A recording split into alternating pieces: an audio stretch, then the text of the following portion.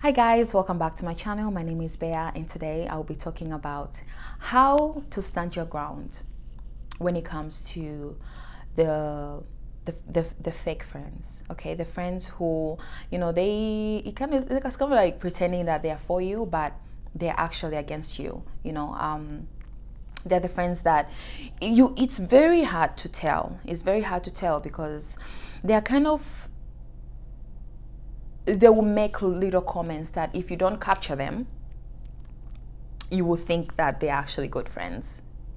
So I was reading this the book in the Bible called Song of Songs, and I know that Song of Songs, is a very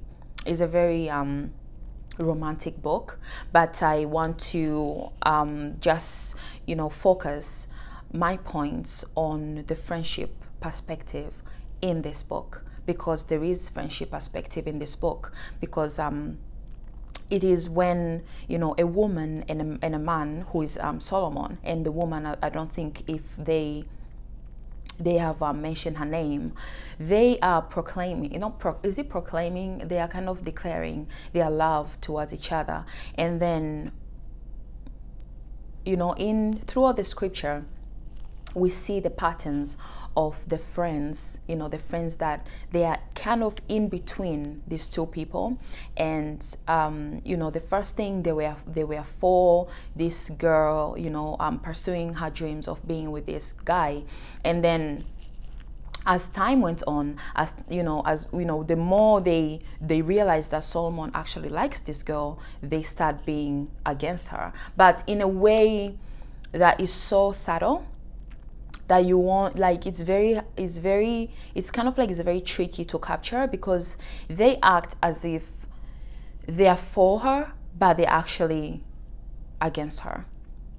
So I'll just start from the end, where they are kind of like, all these colors, they are, the true colors of their true colors is coming, they're just showing their true colors. So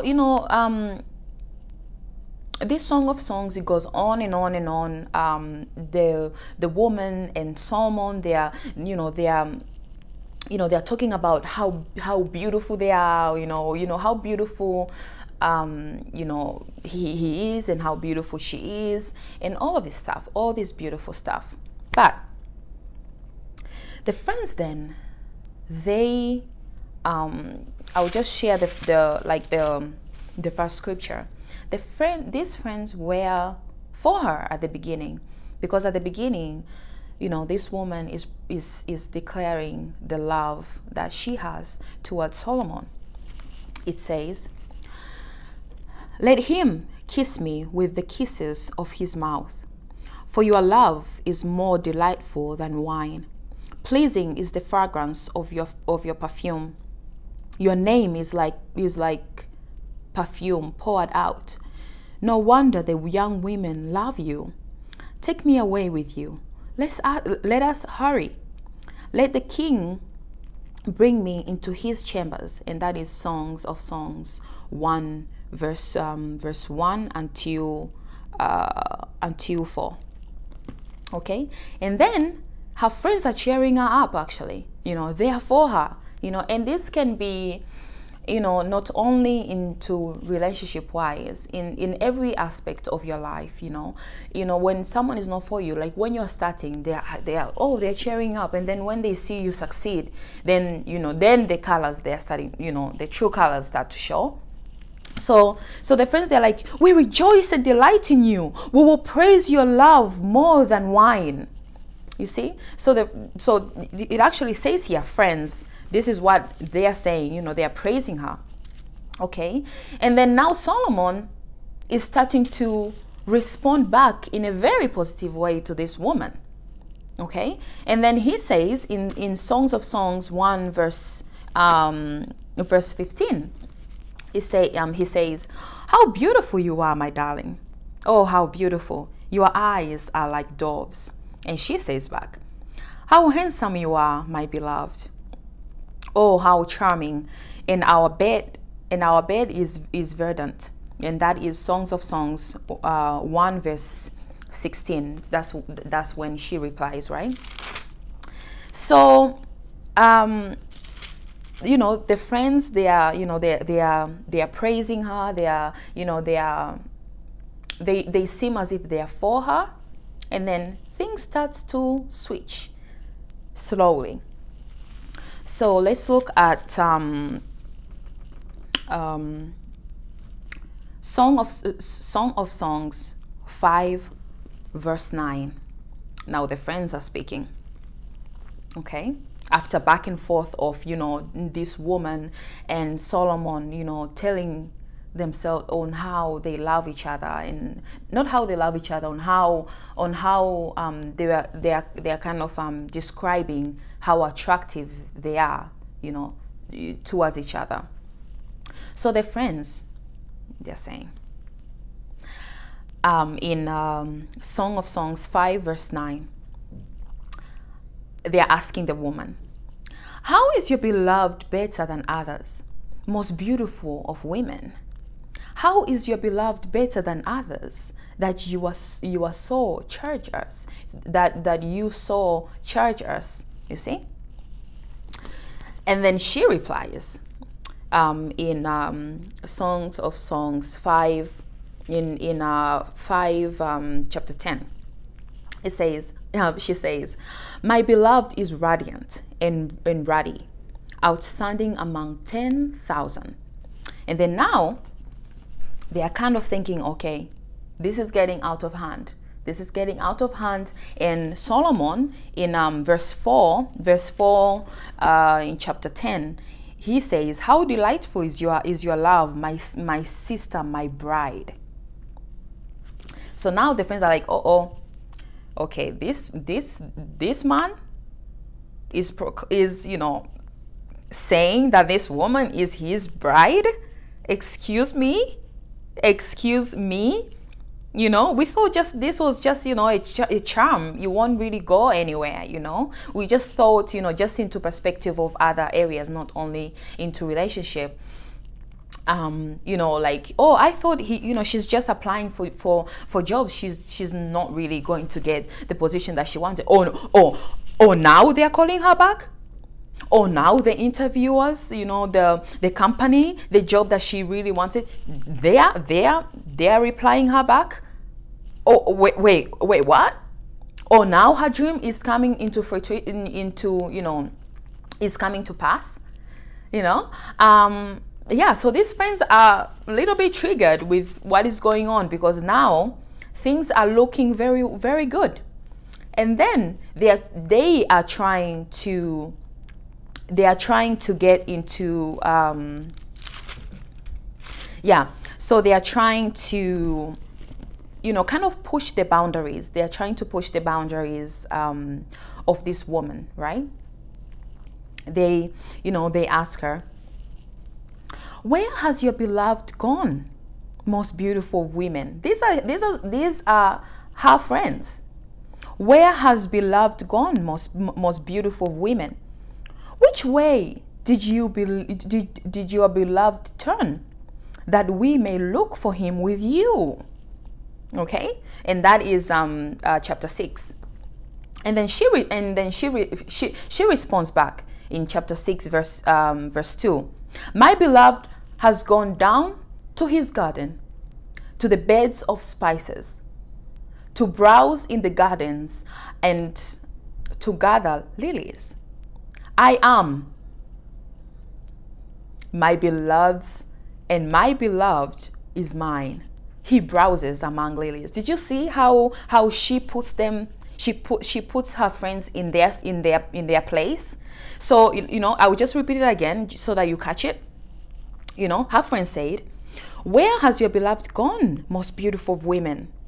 Which way did your beloved turn, that we may look for him with you? Okay, they sound very concerned. And then she puts her in their place. She says, my beloved has gone down to his garden, to the beds of spices, to browse in the gardens and to gather lilies. Okay, capture that, ladies. I am my beloved's, and my beloved is mine. He browses among the lilies. Did you catch that? So she's kind of putting them in their place, but in a very subtle way, okay? So now her friends, they're like, oh, okay, our friend is really like putting, like they recognize her energy, right? And they are kind of recognizing their own, their energy towards each other. Now her friends, they turn to Solomon now. Now they are targeting Solomon, okay? In chapter 6, verse 10, they say, who is this that appears like the dawn, fair as the moon, bright as the sun, majestic as the stars in possession? They're asking him. And what he responds, he's really telling them, putting them in place, telling them that he has chosen that specific woman, So he responds in 6 chapter, Song of Songs, 6 chapter 11. He says, I went down to the grove of nut trees to look at the new growth in the valley, to see if the vines had budded or the pomegranates were in bloom. Before I realized it, my desire set me among the royal chariots of my people. You see, so before I realized it, my desire set me among the royal chariots of my people. So he said he was looking, for the one, right? And then he found them. So now they were like kind of flattering him, right? They were like, they were praising him too, how he looks, right? And he actually kind of proclaimed that, that he has an eye on this one person. Okay, let's carry on. So the friends, they are saying, like, what kind of friends are these, first of all? Like, they are okay. So in chapter 13, in chapter 13, it says, the friends are saying, come back, O Shulamite, come back, that we may gaze on you. Those are the friends. They are talking to Solomon, and it's like you having friends, right? And then you're telling your friends that you really like this guy, and then your friends, they're telling the guy to come back so that they can just gaze on him because he is handsome. Please tell me, like, I'm just trying to put this into reality of how, like, the full picture is, like, it just amazes me on how transparent they are, on how their intentions, transparent on their intentions, So Solomon is asking them, why would you gaze on the Shulamite? Why would you gaze on the Shulamite? Like, what are you guys really actually up to? Huh? What are you up to? And then now, and this is kind of like the the end of it. It says the friends now, they are talking to to the woman. They're saying in Songs of Solomon 8 verse 8, it says, we have a little sister, and her breasts are not yet grown. What shall we do for our sister on the day she is spoken for? Because Solomon already said of the bride, right? So they already know that, okay, this is getting really serious. So now they are acting as if they are very concerned about this woman. And then they say in chapter 9, it says, if she's a wall, so means if she's a virgin, if she's a wall, we will build towers of silver on her. If she's a door, that means if she's not a virgin, if she's a door, we will enclose her with the panels of cedar. So they're kind of like, okay, so if these are really true friends, why put it out there? Why put it out there like that? I thought love is supposed to cover, right? Friendship is supposed to protect, we are protecting each other. We are, we are friends, you know, we are helping each other. Why are they putting it as if, you know, they're acting so concerned about this girl's purity that they're like, oh yeah, so you know, if she's a wall, we will build towers, we will praise you. If you're pure, we will praise you. But if she's a doll, means you know, if she's not like a virgin at that time, like that is what, you know, they really perceive that as kind of like the number one thing of purity, right? We will enclose her with panels of cedar. Like, why would you do that? You know, someone's value, first of all, is not in the body. Second of all, why is none of your business. It's actually none of your business to mention that, you know, to mention someone's body or whatever, you know. It's not your business. It's not your business. And then she claps back. She actually claps back, but she puts it in a very subtle way. You know, she stands for herself, but in a very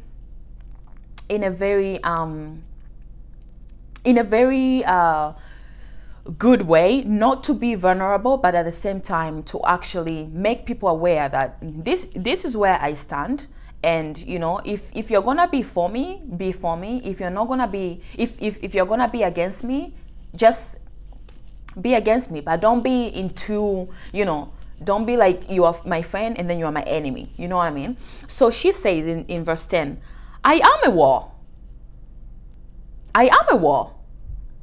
And my breasts are like towers. Thus I have become in his eyes like one bringing contentment. Solomon has a vineyard in Baal Hamon. He let out his vineyard to tenants. Each was to bring for its fruits 1,000 shekels of silver. But my own vineyard is mine to give.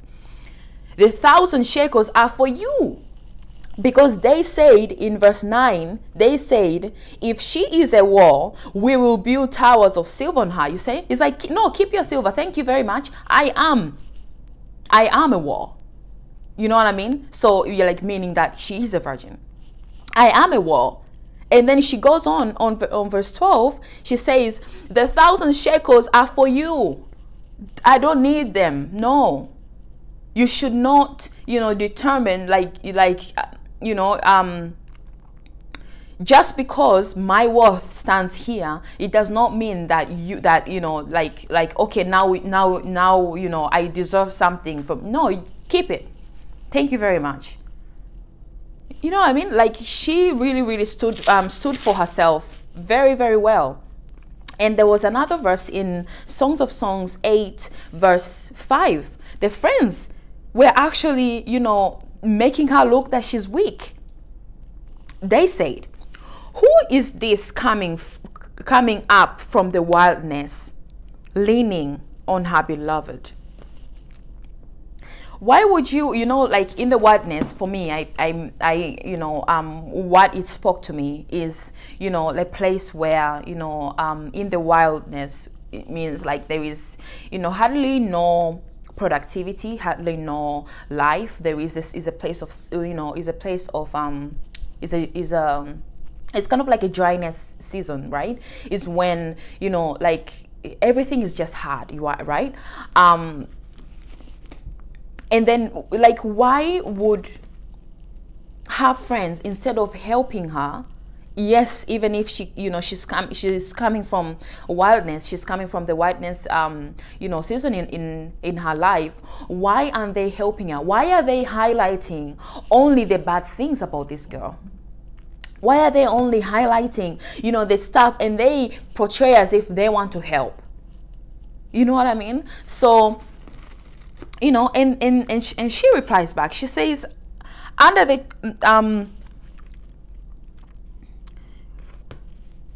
so she replies, you know, just responding back to Solomon. She actually just ignores them.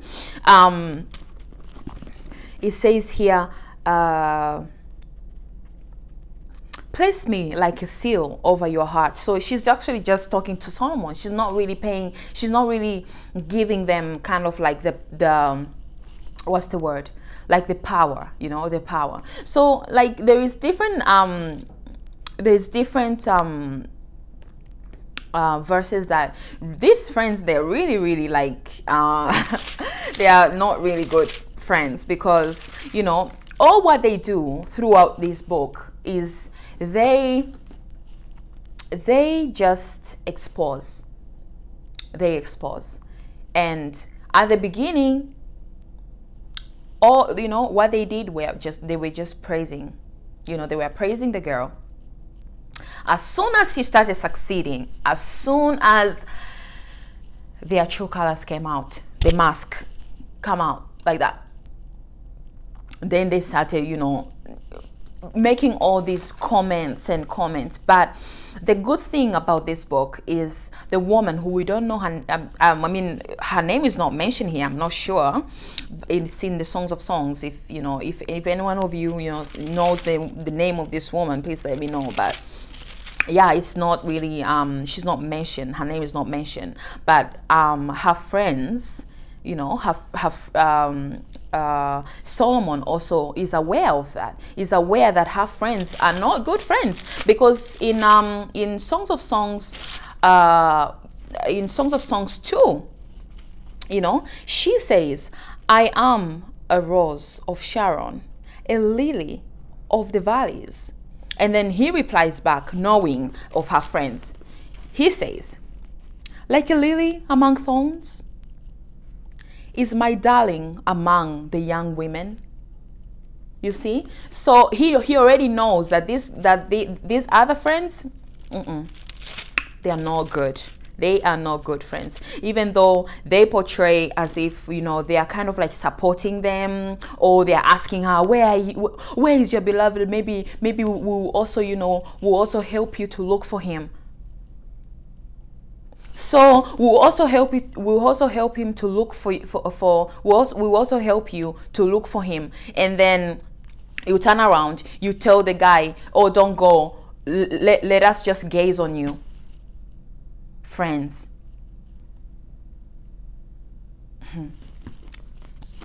Yeah. That's, yeah.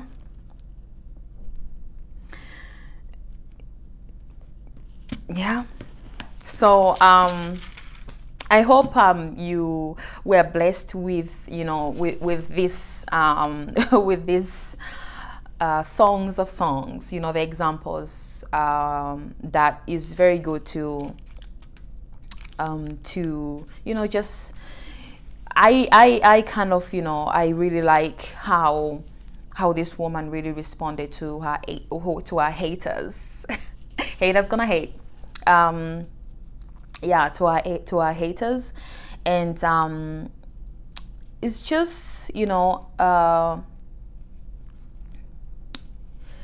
just discern people's spirit, you know, especially even friends, not only in relationships but also in friendships. You know, I think they should be like a 3 months probation period in friendship.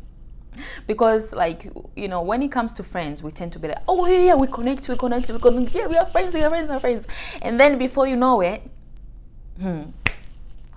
they're actually like stabbing in, and, you know, behind your back. So it needs to be like a 3 months, you know, probation period. You're actually checking this so-called friend, you know, you're checking them, you are discerning this, you know, their spirit. Where is this spirit coming from? Are they really good friends? And don't get me wrong, there is good friends out there. You know, it's all about, you know, discerning the you know, the spirit of, you know, of whoever is you know, saying that is your friend. And there is good friends out there, and it's good to be patient for good friends, you know, good godly friends that are out there, that, you know, they no matter how much you succeed, you know, they will be there for you, you know. And it's all about, you know, balance. It's all about, like, I put my strength on you, you put my strength on me. I cover your weakness, you cover my weakness. And it's not about exposing, just as the way we saw it in the Bible, you know, in these Songs of Songs. Like, her friends were just exposing her, you know. They were just, every time they were just kind of like trying to crush on her, you know, every single time. Yeah, it's all about discerning the spirit, and ask God, you know, ask God to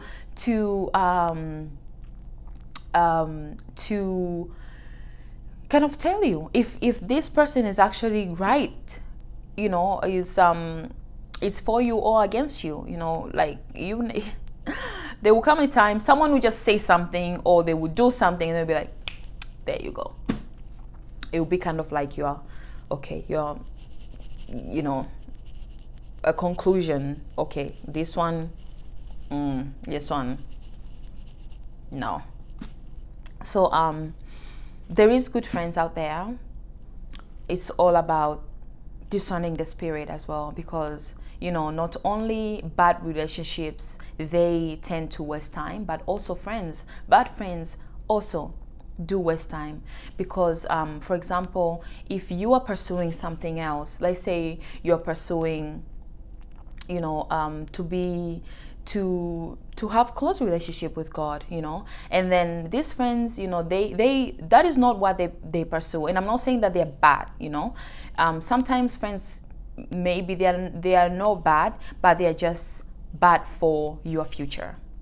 Okay, so they might maybe waste time, or okay, let's say, just an example, let's say you're planning to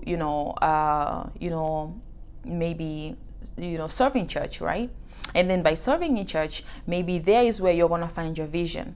Okay, so but there is another event that is taking place at the same time for your friends. So you go there and then you miss the church. So you miss the time that you are supposed to actually hear from God, the vision and everything. And then, you know what I mean? Like, so it's not really like, sometimes it's not about bad friendships. It's just that they're just not the right people to be in your life, just for the sake of your future. So and I think it's good to find the right people, the right friends, who you guys share the same vision, the same goal in life. Because there is when it's not about talking about people. Your friendship will be about building the kingdom of God, contributing into the building the kingdom of God, and also contributing in growing each other. And also, like, what do you like to do? What do I like to do? Okay, so you learn from each other. It's not about just friends for the sake of being friends, just talking about people, I mean, it's okay to talk about just randomness, but it's good to have a friend with a purpose. Okay, it's good to have a friend with a purpose, and it's good to recognize that some friends, it's constituents, right? They are there in your life for a certain period of time. They are not there to take you from A to Z. They are there to take you from A to B, or you are there for them to be with them from A to C. You're not there to take them from A to G. You know what I mean? So yeah, so there's certain people in your life, they're not meant to go all the way to your future. And that is the time that you have to really realize that, and you have to know that even, okay, yes, this person, yes, she might not even be a bad friend. She might not even be like have jealous, like the way we saw it in the Bible. But it can just be they're just not going to go with you in the future, or they might be an obstacle for you to fully be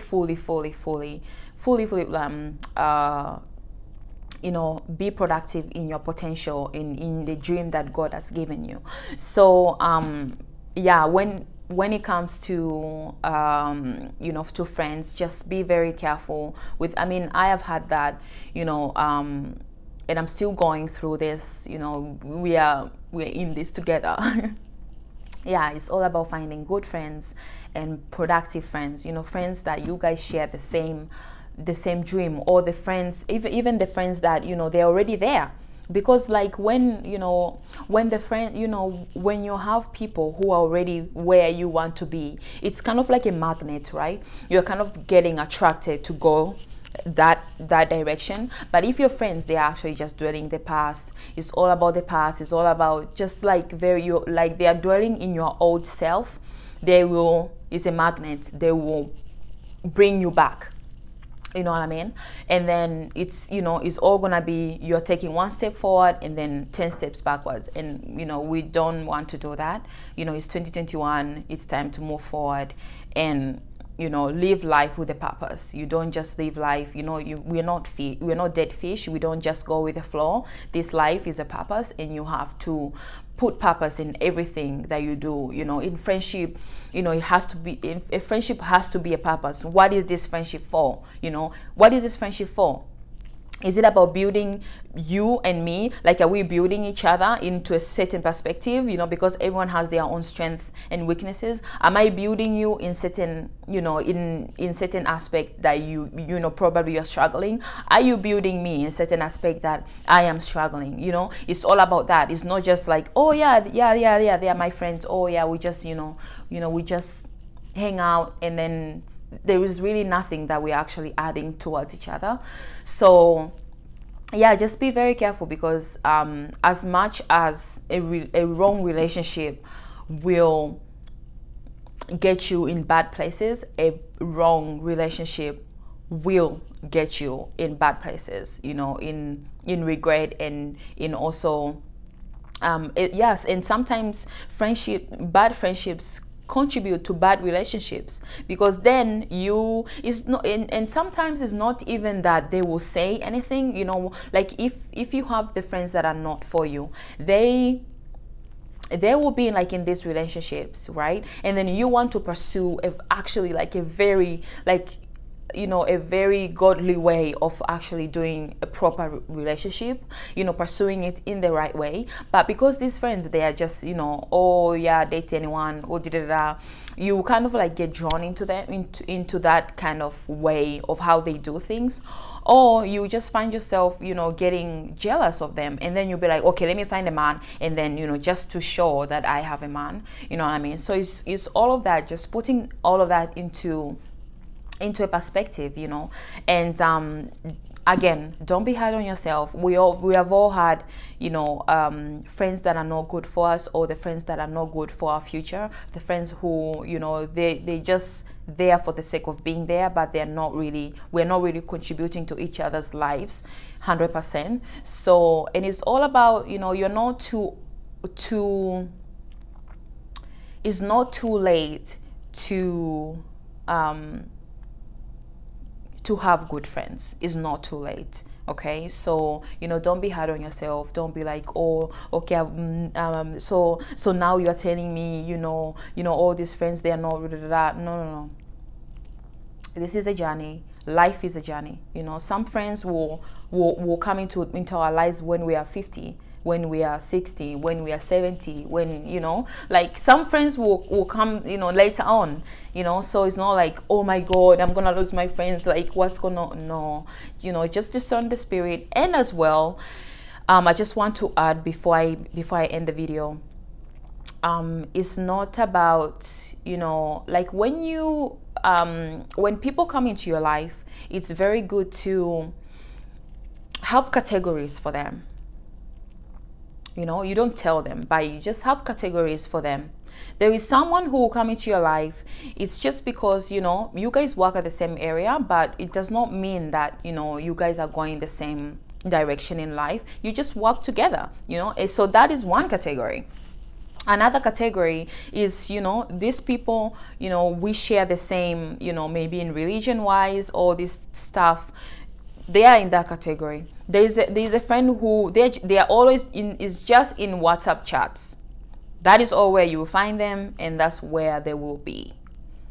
That is another category. So it's just about categorizing your friends, because when you categorize, you know, when you group, it's not about grouping people, but it's about grouping a certain kind of friends in different areas of your life, right?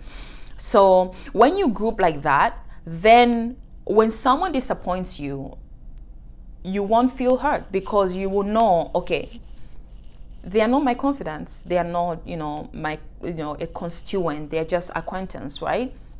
And they are just that. So, you know, I'm not expecting, you know, like I'm not expecting like someone who, you know, for example, is a colleague. I'm not expecting them to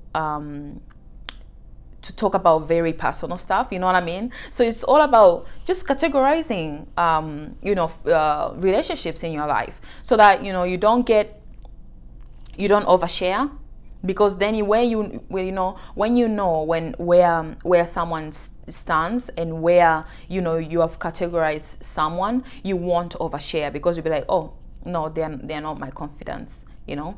My confidence is Jesus, and your personal people who maybe your parents or your certain relatives. I don't really think that friends should be confidants, because it's very dangerous to, even though they have been your friends for a long time, I don't think if they should be confidants. I think confidants should be people who really, really, really know you. Honestly, for me, I do not support for friends to be confidants, but that is just my opinion. It can be, you can have friends that are confidants, but for my opinion, Jesus is my confidant. Okay. Yeah. And yeah, thank you so much for watching, and I really appreciate your time. And if you think I missed out on anything, just comment down below. I would really like to know what you guys think about friendships. Like, is it true what I said, or but I was just basing all the points from this Bible scripture, because I really found very, very good. And yeah, thank you so much for watching, and I will see you on my next video. Bye guys.